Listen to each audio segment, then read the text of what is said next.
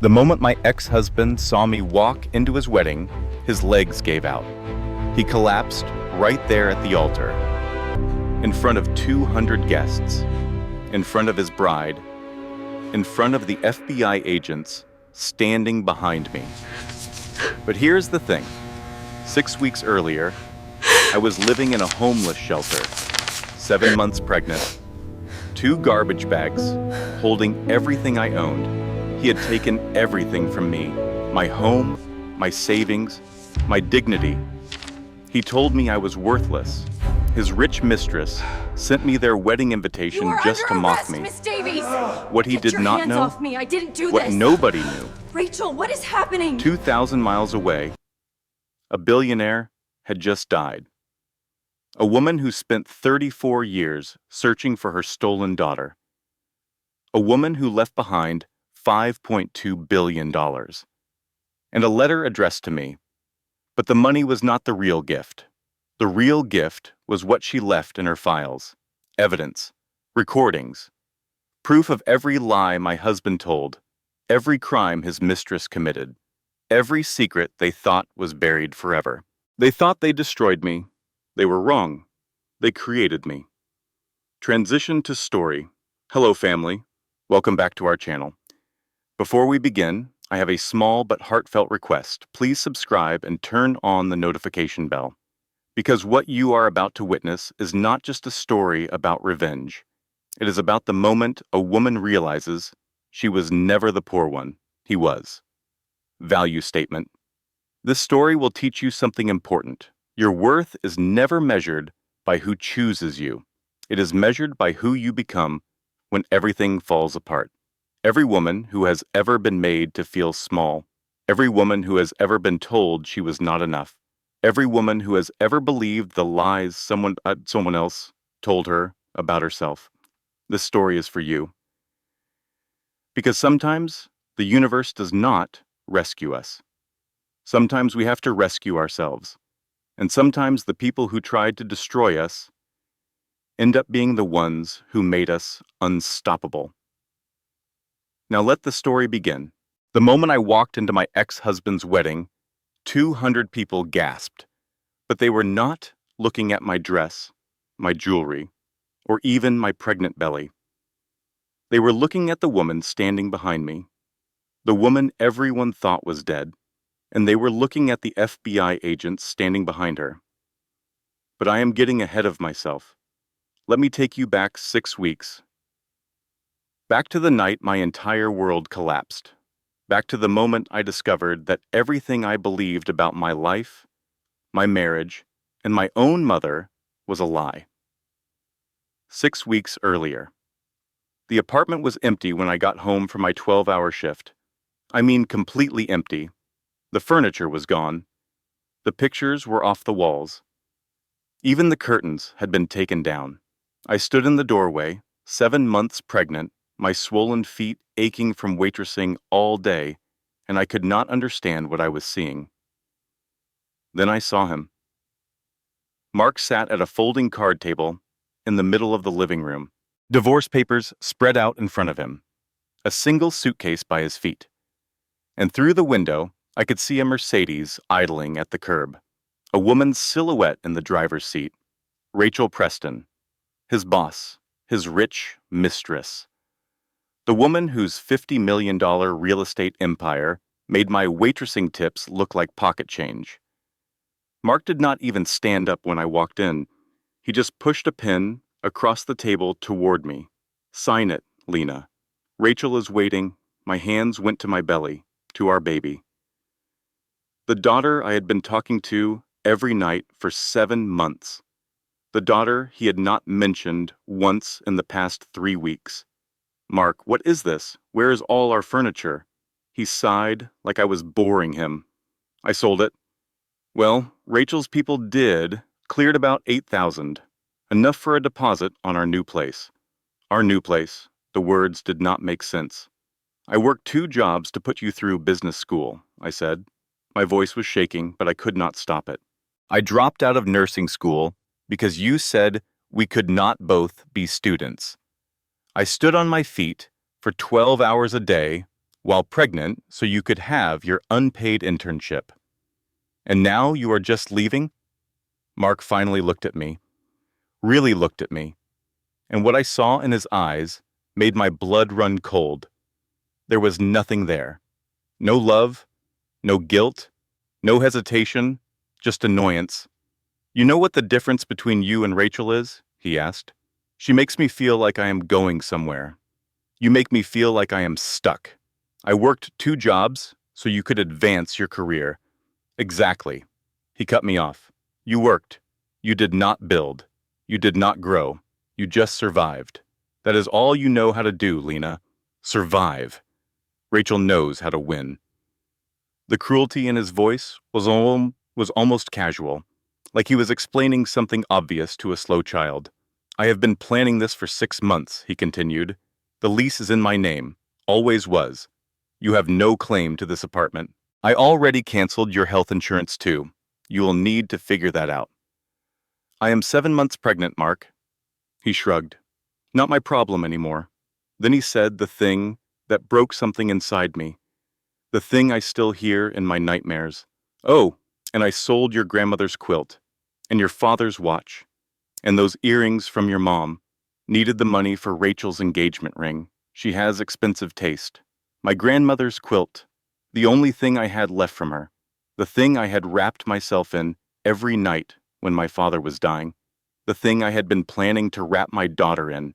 He sold it. For a ring. For another woman.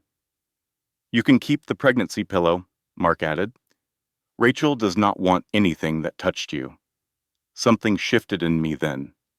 Some tiny spark that refused to die. How generous, I heard myself say. Did she also leave me the audacity? Because she seems to have plenty to spare. Mark blinked, confused. He never understood my humor. He never understood me at all. He pulled $200 from his wallet and dropped it on the table. For a hotel. There is a women's shelter on 4th Street if you need something longer term. They take pregnant women. He said it so casually, like he was giving me directions to a coffee shop, like he was not condemning the mother of his child to homelessness. Do not contact me, he said as he picked up his suitcase. Rachel's lawyers will handle everything, and do not bother fighting for child support. Rachel has better attorneys than you can imagine. He walked out, did not look back, did not say goodbye to his baby, did not offer to help me pack the few things that were left. Just left. I stood in that empty apartment for a long time, listening to the Mercedes drive away, listening to my own breathing, feeling my daughter kick inside me like she was asking what was wrong. Everything, baby girl, everything is wrong. I packed what I could carry in 2 garbage bags. Some maternity clothes, a few photos he had not thought to take, the worn copy of a baby name book I had been reading every night. Everything I owned in the world fit in 2 black trash bags. Later, I would learn something important. Always keep copies of important documents somewhere he cannot find them. Always have money he does not know about. Always have an exit plan. But that night I had nothing. The shelter on 4th Street smelled like industrial cleaner and sadness. Fluorescent lights buzzed overhead. Somewhere down the hall, a woman was crying. The director, a woman named Margaret Woods, who everyone called Maggie, checked me in with professional kindness. She had seen my story 1,000 times. The details changed, but the shape was always the same. We have a bed available, she said.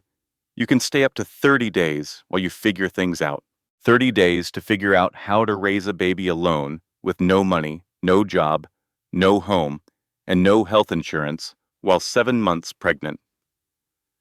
I lay on the narrow bed that night staring at the ceiling. My daughter kicked, and I put both hands on my belly. I am sorry, I whispered to her. I am so sorry I cannot give you more. But I did not know then what was coming. I did not know that 2,000 miles away, a woman named Catherine Whitmore had just died. A billionaire, a tech empire CEO, A mother who had spent 34 years and millions of dollars searching for the daughter stolen from her as a baby. A mother who had finally found her. A mother who had left everything to the pregnant waitress, crying in a women's shelter. $5.2 billion. Everything. But I would not find out for 5 more days. And those 5 days would be the longest of my life. The first thing Maggie Woods taught me was how to survive. "First thing we do here is document," she said on my second morning. "Everything, every text he sent, every threat, every lie. Memory fades. Evidence does not." She sat across from me in her small office, a cup of coffee growing cold between us. She was maybe 58, with silver-streaked hair and eyes that had seen too much pain to be surprised by mine. "I was a corporate lawyer for 20 years before I came here," she continued. "Do you know what I learned? The person with the best records wins. Start writing everything down. Dates, times, exact words. You will need it." I did not know then how right she was. I did not know that documentation would save my life. Those first 3 days in the shelter blurred together. I could not sleep. The baby kicked all night. Every time I closed my eyes, I heard Mark's voice. "You just survived. That is all you know how to do." I started going through my phone, reading old texts from Mark, and for the first time I saw them clearly. The gaslighting, the manipulation, the way he made every problem my fault. "Why can't you just be supportive?" "I never said that." "You're remembering wrong. You're too sensitive. It was just a joke. If you really loved me, you would understand." 5 years of this. 5 years of believing I was the problem. 5 years of shrinking myself to fit into his version of who I should be. The other women in the shelter had similar stories. Different details, but the same shape. We recognized each other. We did not have to explain. On day 3, an envelope arrived. Someone hand-delivered it. The front desk volunteer told me, left it, and drove away in a nice car. My name was written on the front in elegant handwriting. I did not recognize it. Inside was a wedding invitation. The wedding of Rachel Preston and Mark Davis. My hands started shaking before I even got to the note tucked inside. "I wanted you to have a front row seat to what a real woman looks like on her wedding day. Consider this charity. I know you cannot afford entertainment. Warmest regards, Rachel." She had found me, found out where I was staying, tracked me to a homeless shelter just to mock me. I walked to the bathroom on autopilot, locked the door, slid down the wall until I was sitting on the cold tile floor. For the first time since Mark left, I let myself break, really break. Sobs tore through me so hard my whole body shook. My daughter kicked frantically, sensing my distress. What was the point? What was the point of any of it? I had given Mark everything. Every dream, every dollar, every ounce of energy I had, and this was what I got in return. Mocked, abandoned, sitting on the bathroom floor of a homeless shelter, with nothing but 2 garbage bags and a baby I could not afford to raise. Maybe they were right. Maybe I was nothing. Maybe I had always been nothing. I do not know how long I sat there. Long enough for the fluorescent light to start buzzing. Long enough for my legs to go numb. Then my daughter kicked again. Harder than ever before. Hard enough to make me gasp. And something in that kick felt like a message. We are not done. I put my hand on my belly, felt her moving. This tiny person who had done nothing wrong, who did not deserve to be born to a mother who had given up. "You are right," I whispered to her. "We are not done. We are just getting started." I pulled myself up off that floor, washed my face, looked at myself in the mirror. The woman looking back at me was exhausted, broken, terrified, but she was still standing. I walked out of that bathroom and went straight to Maggie's office. "I need help," I said. "I do not know what I am doing. I do not know how to fight this, but I am not giving up." Maggie looked at me for a long moment, then she smiled. A real smile. That is the first step, she said. Now sit down. We have work to do. 2 days later, everything changed. I was sitting in the shelter's common room, filling out job applications I knew would go nowhere. 7 months pregnant, no address, no references, no hope. Then Maggie appeared in the doorway. Lena, there are some people here to see you. Behind her stood 2 people in suits, so expensive. They looked like they had walked off a movie set. A man in his late 60s, silver-haired and distinguished. A woman around the same age, sharp-eyed and perfectly composed. They looked wildly out of place in the shelter's worn common room. "Are you Lena Marie Carter?" the woman asked. "Born April 15th, 1991, in Seattle, Washington. Who is asking?" The man stepped forward. "My name is James Morrison. This is Catherine Wells. We are attorneys representing the estate of Catherine Whitmore." The name meant nothing to me. "I think you have the wrong person." "Your father was David Carter," James continued. "He passed away in 2018. Is that correct?" My throat went dry. "How do you know that?" The woman, Catherine, had tears in her eyes, which was strange because we had never met, because your mother spent 34 years looking for you. The room tilted. I gripped the arm of the couch. "My mother is dead. She died when I was 3. My father told me." James and Catherine exchanged a look. Something heavy passed between them. "Miss Carter," James said softly, "your mother died 2 weeks ago, but she did not die when you were 3. She has been searching for you your entire life, and just like that, everything I thought I knew about my life shattered into a million pieces. They told me the story slowly, carefully, like they knew each word was a bomb that might destroy me. Catherine Whitmore was 19 when she married my father. It was arranged by her family. Old money, old expectations. She did not know he was abusive until after I was born. When she tried to leave and take me with her, Catherine explained, he told her he would hurt you if she ever came back. He disappeared with you, changed your name, moved constantly. She spent millions trying to find you. I could not breathe, could not think. If she was looking, why did she not find me? She did, James said quietly. 6 months ago. The air left my lungs. 6 months. She knew about me for 6 months. She wanted to approach you carefully, Catherine said. She was terrified. She did not want to overwhelm you. She hired investigators to make sure you were safe. She was planning to contact you next month. What happened? Brain aneurysm. It was sudden. She died within hours. Catherine's voice cracked. She had a plane ticket. She was supposed to fly out 3 days after she died. She had a whole plan. Letters, photos, everything. She was going to explain. She was going to apologize. She was going to hold you for the first time in 34 years. James opened his briefcase and pulled out a file so thick it barely fit. He spread photos across the table. This is her life's work. Every lead, every dead end, every investigator report. I looked at the photos, saw myself at 6, at 10, at 15, graduating high school, working at my first waitressing job, walking down the street with Mark. She had a wall in her office, James said, floor to ceiling, all pictures of you. She knew everything about your life and could not be part of it. He handed me one final photo, a woman maybe 60 years old, my eyes, my smile, standing in an office in front of a wall covered with pictures, all of me.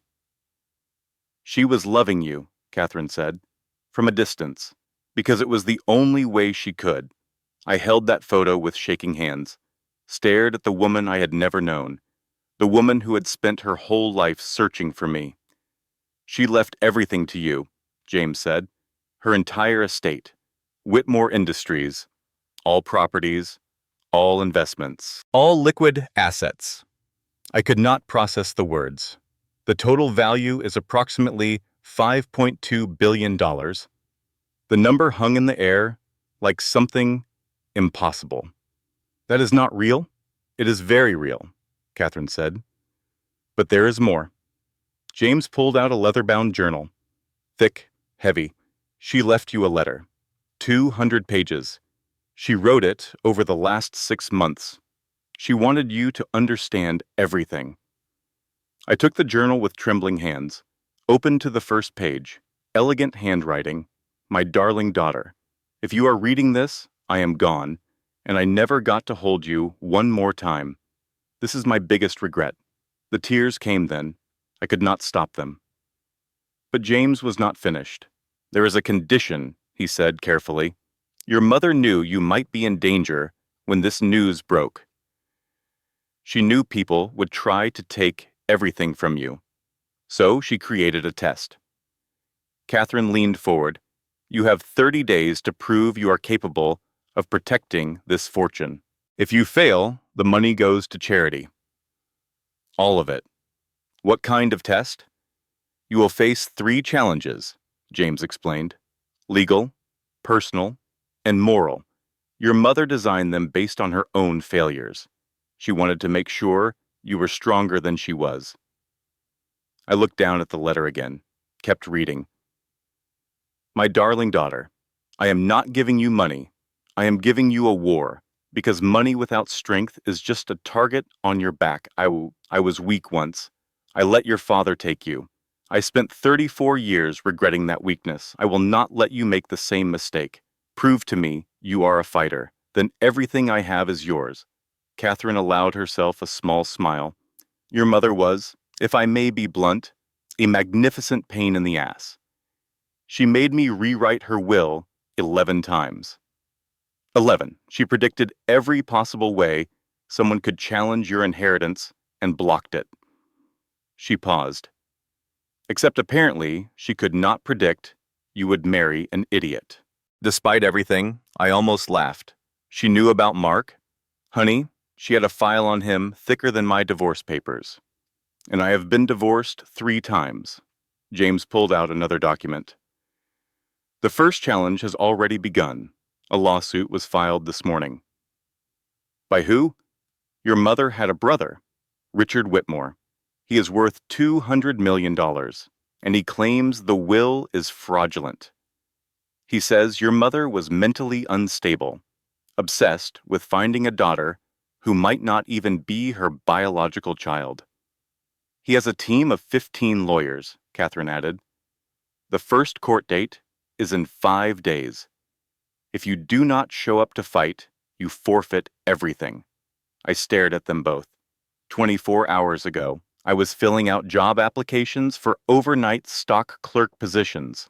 Now I was being told I might inherit $5 billion, but only if I could beat a $200 million opponent in court. I have no idea how to do any of this, James smiled gently. That is why your mother hired us. We have been preparing for this moment for 34 years. The question is whether you are ready to fight. I thought about the shelter, the bathroom floor, the moment I almost gave up, the kick that brought me back. I looked at my belly, at my daughter. Then I looked at the 2 lawyers. Tell me what I need to do. The good news, James said, is that we have evidence your mother was of sound mind. We have witnesses. We should win easily. I felt relief wash over me. So it is going to be okay? Catherine hesitated. We should win easily. That hesitation told me everything. This was far from over. The next 5 days were a blur of preparation. James and Catherine moved me into a hotel near their office. Nothing fancy. Just clean and safe, a place where I could sleep without crying sounds coming through the walls. I spent every waking hour studying my mother's files, learning about Whitmore Industries, understanding the empire she had built while searching for me. And I read her letters, page after page, of love from a woman I had never known. She wrote about watching me from a distance, about the agony of being so close and not being able to reach out, about the fear that I would hate her if I knew the truth. I watched you fall in love with him. One passage read, I watched you sacrifice everything for him. I wanted to stop you. I wanted to tell you that you deserved better. But I had no right. I was the mother who was not there. Maggie came to visit me the night before the court date. Remember something, she said. When you go into that courtroom, they will try to make you emotional. They will say things about your mother, about you, designed to make you react. Do not give them the satisfaction. The person who stays calm controls the room. How do you know this much about this? 20 years as a corporate lawyer, I have seen every trick in the book. And I have seen what happens to women who let their emotions override their strategy. She took my hand. You are smarter than you know, Lena. Your mother saw it. I see it. Now you need to see it too. The courtroom was smaller than I expected. Wood-paneled, serious. The kind of place where lives changed with a single ruling. Richard Whitmore sat at the opposite table. He was in his 60s. Silver hair, expensive suit, the kind of polished presentation that came from a lifetime of winning. He looked at me like I was dirt on his shoe.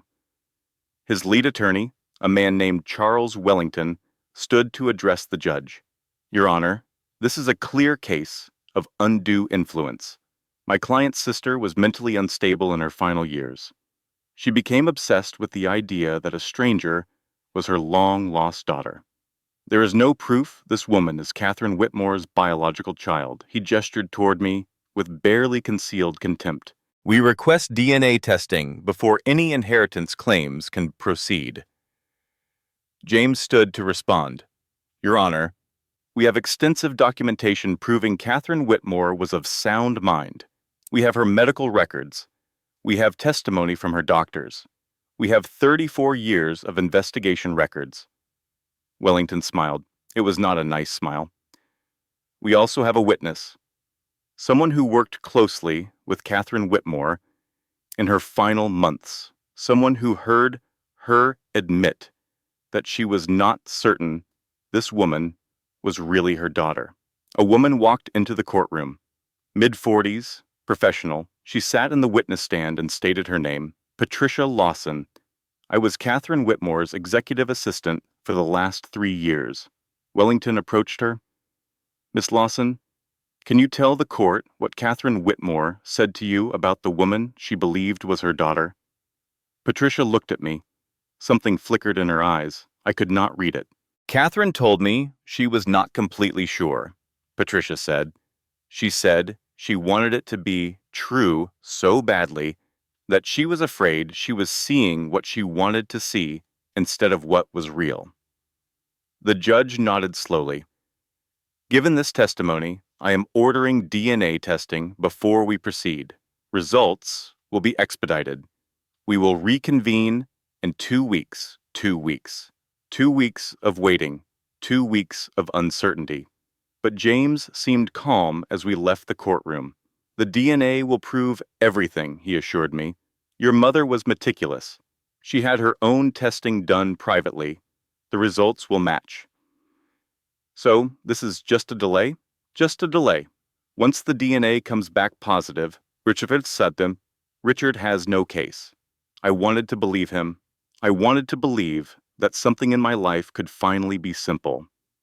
Catherine arranged for me to stay in my mother's penthouse while we waited, temporarily, pending the will. It was on the 47th floor of the Carlisle Towers, floor-to-ceiling windows overlooking the city. More space than I had ever lived in. More luxury than I had ever imagined. I walked through the rooms in a daze, touched the furniture, looked at the art on the walls. In her office, I found it, the wall. Every picture was of me, hundreds of them, a timeline of my entire life, every birthday, every graduation, every ordinary moment that had meant nothing to me but everything to her. She watched me grow up, I whispered. Catherine stood beside me. She never stopped being your mother. Distance does not change that. I spent 2 days in that penthouse reading her letters, crying, healing, letting myself grieve for the woman I never got to know. I ordered room service for the first time in my life. I would like a grilled cheese sandwich, I told the concierge. Of course, madam. Would you prefer aged Gruyere, imported Comte, or our artisanal Vermont cheddar? I blinked. The one that tastes like cheese? American it is. For 2 days, I let myself believe things might work out. Let myself imagine a future where my daughter grew up safe, where I could give her everything I never had. On the third day, everything fell apart. The pounding on the door woke me at 6 in the morning. Building security stood in the hallway. 3 of them. They would not meet my eyes. Ma'am, we need you to leave. Now. What are you talking about? Mr. Richard Whitmore obtained an emergency court order this morning. You cannot stay in any Whitmore property until the will is settled. That is insane. My lawyers will. Ma'am? The lead security officer shifted uncomfortably. We have instructions to have you removed immediately. You have 30 minutes to gather your things. 30 minutes. That was all the time I got to pack up my life again. 30 minutes to stuff my belongings back into those same garbage bags, back to the shelter, back to the fluorescent lights and the industrial cleaner smell and the crying sounds through thin walls. But that was only the first blow. The second came from the television in the shelter's common room. Rachel Preston was on the morning news, perfectly styled, perfectly composed, dripping with false sympathy. My heart breaks for this poor pregnant woman who has been scammed into thinking she is a billionaire's daughter, Rachel said. Our sources say the DNA test will prove she is not Catherine Whitmore's child at all. She is either a con artist or a victim of one. Either way, it is truly tragic. She smiled at the camera. That smile I had seen 1,000 times. The smile she used when she was destroying someone. Several women in the common room turned to look at me, some with pity, some with suspicion. The third blow came an hour later. My phone rang. James Morrison. His voice was shaking. Lena, I need to tell you something. What is wrong? The DNA results came back early. That should have been good news. But his tone told me it was not. What do the results say? There was a long pause. Lana, they are saying you are not a match. You are not Catherine's biological daughter.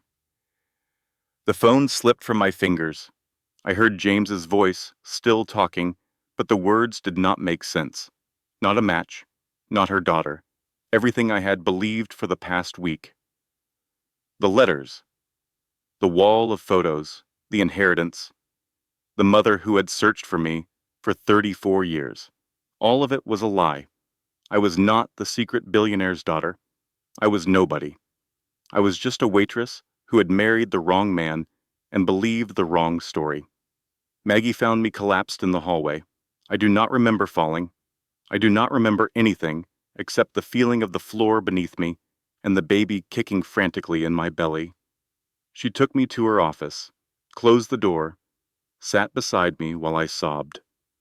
I thought the universe was finally saying I mattered, I choked out. That I was worth something, but I am not. I am nothing. Maggie was quiet for a long moment. Then she said something that changed everything. Or someone wanted you to believe that. What? Lena, I have been in enough courtrooms to know something. When evidence appears too fast and too clean, someone manufactured it. She leaned forward. DNA tests do not come back in 2 days. They take weeks. Someone paid for that result. I stared at her, the words slowly penetrating the fog of grief. You think it was faked? I think you have 5 billion reasons for someone to want you to give up. And I think you need to find out the truth before you surrender. Something stirred in me, that same spark that had kept me from giving up on the bathroom floor. How do I find out? Maggie pulled out her phone. I know someone who might be able to help. His name is David Mitchell. He works for the FBI. The FBI? She smiled grimly. Let us just say Rachel Preston has attracted some federal attention. And if she is involved in faking your DNA test, Agent Mitchell will want to know about it. David Mitchell was not what I expected. He was in his mid-30s, serious, professional, the kind of person who listened more than he talked. We met in a coffee shop 3 blocks from the shelter. He ordered black coffee and got straight to the point. Miss Carter, I need to tell you something. Rachel Preston has been under federal investigation for 2 years. For what?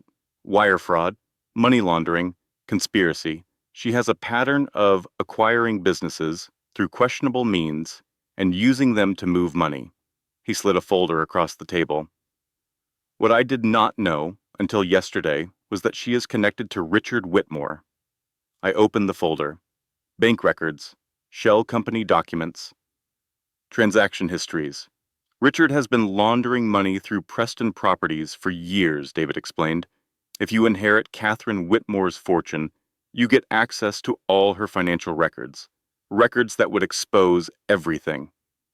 I looked up at him. So they are not just trying to take my money. They are trying to stay out of prison, and they will destroy anyone in their way. For the first time in days, I felt something other than despair. I felt angry. What do I need to do? First, we request a second DNA test. Independent lab. Chain of custody verified. And if it proves I am Catherine's daughter, then we build a case. Document everything. Find every connection between Rachel, Richard, and the faked test. He looked at me with something like respect. Miss Carter, in any fight, the winner is not the one with more power. It is the one with more patience. They want you to panic and make mistakes. Do not. Move slow. Build your case, brick by brick. I nodded, remembered Maggie's words. The person with the best records wins. I am done being the victim, I said. Tell me what to do. Over the next week, I transformed. I requested the second DNA test. Independent lab, 3 separate samples. Full chain of custody documentation. I started tracing my mother's movements over the last year, where she went, what she did, who she talked to, and I found something extraordinary. Catherine had visited my city 14 times in 6 months. Every time, mysterious deposits appeared in charity accounts near me. When I got fired from my first waitressing job, Catherine's foundation donated to the restaurant that hired me next. When Mark said we could not afford our wedding, an anonymous benefactor paid for it. When I went to the hospital with pregnancy complications, Catherine's foundation covered the bill as part of a community health program. She was not just watching me, I realized. She was protecting me. She was being a mother in the only way she could. And she never took credit. She never reached out. She just loved me from the shadows. Catherine called me the same day the second DNA results came in. Positive match, she said. The first test was contaminated, or more likely, deliberately faked. You are Catherine Whitmore's biological daughter. There is no doubt. James filed an emergency motion to dismiss Richard's lawsuit. The media turned overnight. Secret billionaire's daughter found. DNA confirms. Catherine met me at the penthouse that night. I was allowed to return now that the DNA was confirmed. It is over, I said. We won. Catherine was quiet for a long moment. The DNA challenge is over. I felt my stomach drop. Why do you keep doing that? Why cannot anything just be over? Because people with this much to lose do not give up after one setback. Rachel and Richard are going to try something else. The question is what? I did not have to wait long to find out. The second attack came from a direction I never expected. Mark. He appeared on a podcast 2 days after my DNA was confirmed. One of those true crime shows that loved scandal. I need to tell the truth about Lena, he said. She was mentally unstable. She had violent episodes. I was afraid for my safety. I only divorced her because I was scared. And now she is about to inherit billions? People need to know what kind of person she really is. I watched the interview in my mother's penthouse. Felt something cold settle in my chest. He was lying.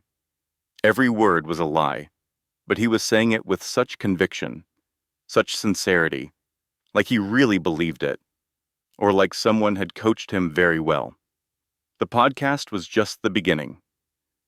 That same day, Rachel released evidence to the press. Medical records suggesting I had a psychiatric history. Text messages taken out of context. Screenshots of me venting to friends made to look unhinged. A former friend who claimed I had always been obsessed with finding a rich family. None of it was true.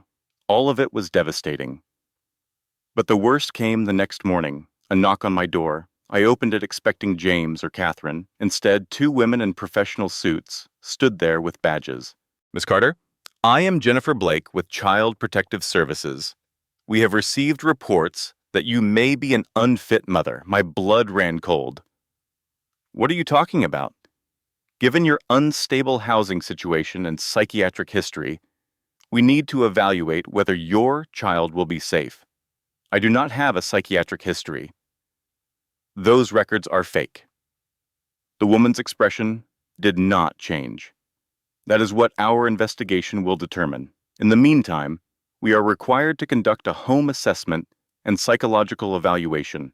If you refuse to cooperate, we will be forced to take additional steps. I stood in the doorway of my mother's penthouse, 8 months pregnant, watching everything fall apart again. They could take my baby. Before she was even born, they could decide I was unfit. They could take her away from me. All because Rachel Preston had enough money to manufacture evidence. I called Maggie that night, could barely speak through the tears. I cannot do this anymore, I said. Every time I think I'm winning, they hit harder. Maybe they are right. Maybe I am not strong enough to be a mother. Maybe my baby deserves better than someone who cannot even protect herself. Maggie was quiet for a moment, then she spoke. I am going to tell you something my mother told me when I wanted to quit law school. She said the world will try to convince you that you are small. That is because your bigness terrifies them. People do not attack weaklings. They attack threats. She paused. Lena, they are not coming after you because you are weak. They are coming after you because you are about to win. I let her words sink in, felt something shift inside me. In my mother's letter, I found the final page I had not yet read. My darling daughter, the hardest test is not legal or personal. It is moral. You will have a chance to destroy them completely. The question is whether you will become them in the process. I had evidence now. Enough to put Rachel and Richard in prison. Enough to destroy them completely. But using it would also expose something else. The methods my mother had used to find me. The officials she had bribed. The rules she had broken. It would taint her legacy. I stayed up all night thinking about it, watching the city lights through my mother's windows, feeling my daughter move inside me. By morning, I had made my decision. I called Catherine. I want to expose everything, including what my mother did. There was a long silence. That will taint her legacy, Catherine said carefully. People will judge her, I know, but she would not want me to hide the truth. She was not perfect. She broke laws. She did things that were not right, but she did them for love. I will not pretend she was perfect. I will just prove she was real. Catherine was quiet for another moment. Your mother said you would choose this. What? She planned for it? There is a clause in the will. If you choose to expose everything, including her methods, an additional $200 million is released to establish a foundation in her name. I almost laughed, almost cried. She knew I would choose honesty over protection. She knew you were her daughter. The next week was the longest of my life. The CPS investigation continued. I cooperated fully, opened every door, answered every question, let them see exactly who I was. I also worked with David Mitchell to build the case against Rachel and Richard. Bank records, phone recordings, email chains. The web of corruption was vast and well documented, but the piece that would bring it all together came from an unexpected source. Patricia Lawson, my mother's assistant, the woman who had testified against me in court. She called James on a Tuesday night. "I need to talk to Lena," she said, in person, alone. We met at a coffee shop. She looked different than she had in the courtroom, smaller, scared. "I lied," she said, without preamble. "In court.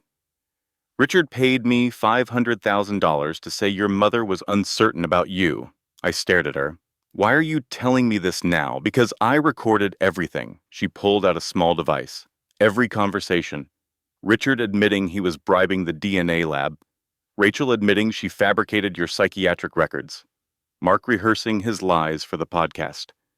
I took the device with shaking hands. "Why would you do this? Risk this?" Patricia's eyes filled with tears. "Your mother was good to me. For 3 years, she treated me like family. And then she died and I let them use me to destroy everything she built." She looked at me. "She talked about you every day, every single day. She had such hope for the moment you would finally meet. It broke my heart when she died before that could happen." She reached into her purse and pulled out an envelope. "She left this for me to give you, for when the time was right." Inside was a single page. My mother's handwriting. My darling daughter. "If you are reading this, someone I trusted betrayed you, and then they chose to make it right. Remember this lesson. People are complicated. They do terrible things for understandable reasons, and sometimes they do beautiful things when you least expect it. Forgiveness is not about them. It is about freeing yourself. Be free." I looked at Patricia. "Thank you," I said, "for making this right." She nodded, stood up to leave, then paused. "Your mother would be proud of you. I hope you know that." With the recordings, everything fell into place. David Mitchell got arrest warrants approved. James and Catherine prepared the legal strategy. The timing was set. Mark and Rachel's wedding was in 3 days. And I had an invitation. Catherine came to help me prepare. Picked out a dress, arranged for hair and makeup. "Let me understand this," she said as we finalized the plan. "You want to walk into your ex-husband's wedding, reveal that his bride is a federal criminal, expose a conspiracy to steal your inheritance, clear your name of psychiatric fraud, and look fabulous while 8 months pregnant." "Yes." Catherine smiled. The first real smile I had ever seen from her. "I have never been more proud to be your lawyer." The night before the wedding, James pulled me aside. "Lena, when you walk into that room tomorrow, remember something. You are not doing this for revenge. Revenge is a prison. You are doing this for freedom. There is a difference. Revenge makes you their victim forever. Freedom means walking away and never looking back." I thought about his words all night, thought about what I really wanted, not to destroy Mark, not to punish Rachel. I wanted to be free. Free of the lies, free of the manipulation, free of the belief that I was worthless. That was my mother's real gift. Not the money, the truth. The Grand Meridian Hotel ballroom sparkled with 1,000 candles. Rachel had spared no expense. White roses everywhere. A string quartet, champagne fountains, 200 guests, in designer clothes, whispering about the society wedding of the season. Mark stood at the altar in a tuxedo that probably cost more than my yearly salary used to be. He looked proud, confident, like a man who had finally gotten everything he deserved. Rachel glided down the aisle in a dress that cost $60,000. She looked at Mark like he was a trophy she had won. The officiant opened his book. "Dearly beloved, we are gathered here today." The ballroom doors opened. Every head turned. I walked in. I wore midnight blue silk that flowed over my pregnant belly like water. My mother's sapphire necklace caught the light. My hair was simple, elegant. My face was calm. Behind me walked James and Catherine in matching dark suits. Behind them, David Mitchell and 3 FBI agents. And behind them, Patricia Lawson. The room went silent. Mark's face went white. "Lena, what are you?" "You sent me an invitation," I said, my voice carried across the ballroom. Steady, clear, unshakable. "Remember, Rachel? You wanted me to see what a real woman looks like in a wedding dress." Rachel's smile faltered. "Security." "Remove this. I own this building," I said simply. The words hung in the air. Mark laughed. Nervous. Confused. "What are you talking about?" James stepped forward. "Miss Carter is the sole heir to the Whitmore Industries estate. She inherited $5.2 billion 2 weeks ago, including this property." The room erupted in whispers. "That is not possible," Mark said. "You are lying." "I am not," I said. I looked at him, really looked at him, and felt nothing. No love, no hate, just clarity. "My mother died searching for me. She left me everything, including evidence of everything you have done." Catherine opened her briefcase. Mark Davis. $340,000 in credit card debt. Rachel Preston paid $50,000 to start the affair. She pulled out papers, held them up for everyone to see. Rachel Preston. 4 prior marriages to younger men. Average duration, 9 months. Each one discarded with prenuptial agreements that left them homeless. Gasps from the crowd. Rachel's face turned red. "You cannot?" "Text messages," Catherine continued. "Found another one. This one is even dumber than the last. Sent from Rachel Preston to Jennifer Mills 3 months ago." Mark turned to Rachel. "You said you loved me." Rachel did not answer. She was staring at me like she had seen a ghost. I stepped closer, close enough that only Mark could hear my next words. "You wanted to know what it felt like to be chosen instead of settled for. You will never know. Because Rachel did not choose you, she bought you. And I did not settle for you. I loved you. There is a difference. But you were too small to see it." Mark's legs wobbled. He grabbed the altar to steady himself. "Wait, Lena. We can talk about this. I made a mistake. You made a choice," I said, "and I am making mine." I nodded to David Mitchell. He stepped forward with 2 other agents. "Rachel Preston, you are under arrest for wire fraud, money laundering, and conspiracy to commit fraud." Rachel's eyes went wild. "You think you have won something? I will destroy you. I have lawyers, connections, power. You have an FBI investigation and a recording of you admitting to medical fraud." David Mitchell pulled out handcuffs. "Richard Whitmore, you are under arrest for the same charges, plus bribery of a federal official." For a moment, Rachel's composure cracked. Then something cold settled over her features. "Check your phone, sweetheart. While you were playing detective, I made sure your little FBI friend has a problem. Agent Mitchell has been accepting payments from my accounts for months. Planted.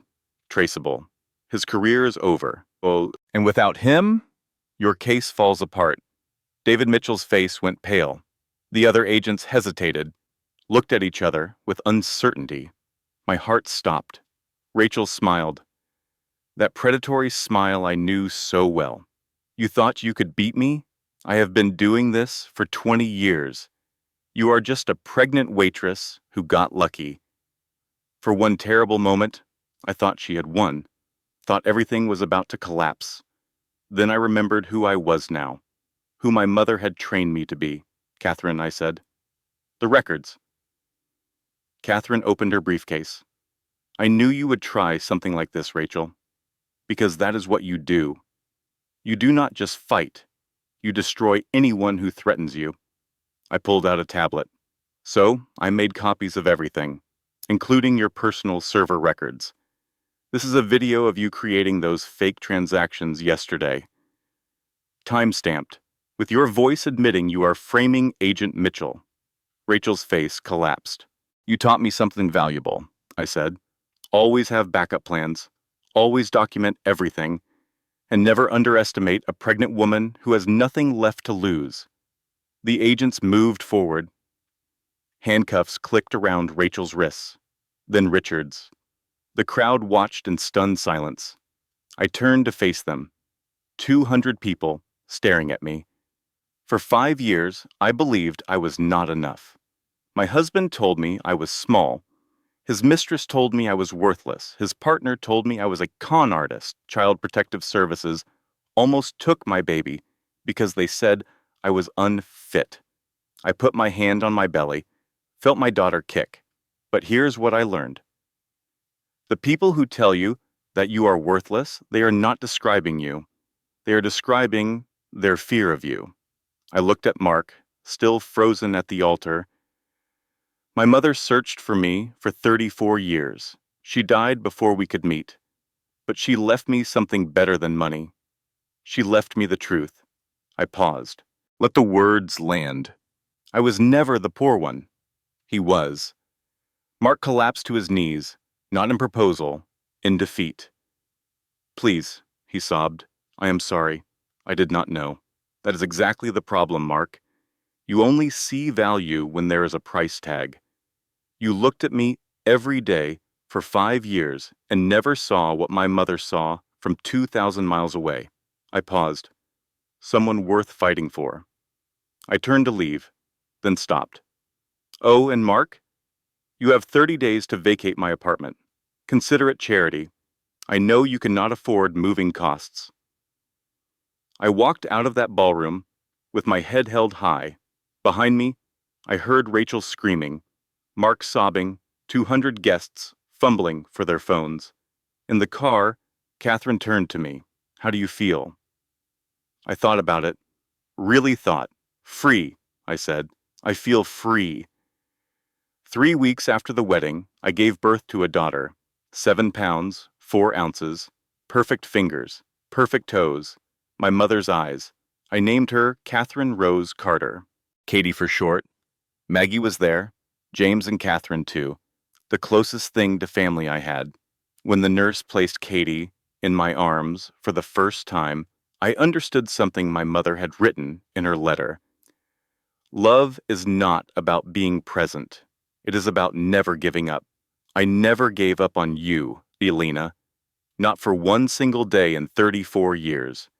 Your grandmother never got to hold me, I whispered to Katie. But I promise you will never doubt that you are held. The legal aftermath took months to resolve. Rachel Preston was convicted on all charges. 15 years in federal prison. Her empire was dismantled. Her assets were seized. Richard Whitmore received 12 years for conspiracy, bribery, and fraud. Mark was not charged with anything criminal. He was just a cheater and a liar, and neither of those were illegal. But his role in the conspiracy became public. No one would hire him. No one would date him. Last I heard, he was living in his mother's basement filing for bankruptcy. The CPS investigation was closed with a formal apology. My records were sealed and corrected. The fake psychiatric history was purged from every database.